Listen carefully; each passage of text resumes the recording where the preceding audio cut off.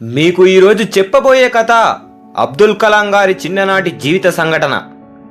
ఆయన చెప్తున్నాడు, నా చిన్నప్పుడు ఒకసారి అమ్మ ఒక రోజంతా కష్టపడి పనిచేసి రాత్రి ఇంట్లో అందరికీ వండి పెట్టింది. నాన్నకు బాగా మాడిన రొట్టె కర్రీ వేసింది. నాన్న ఏం పట్టించుకోకుండా తినేసి నా చదువు గురించి అడిగాడు. నాకు ఆశ్చర్యం, ఎందుకు నాన్న అంత మాడిన రొట్టె పెట్టినా కోప్పడలేదే అని.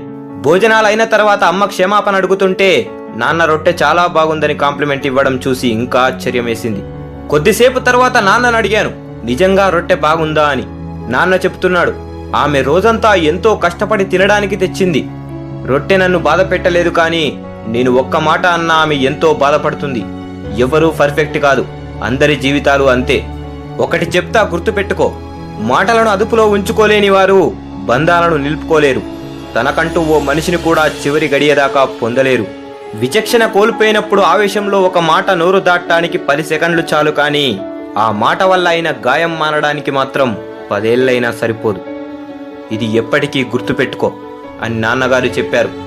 దీనివల్ల కొన్ని సంవత్సరాల కాలంలో నేను నేర్చుకుంది ఏంటంటే, ఎవరి తప్పులను పట్టించుకోకుండా అందరినీ ప్రేమించడం నేర్చుకున్నా.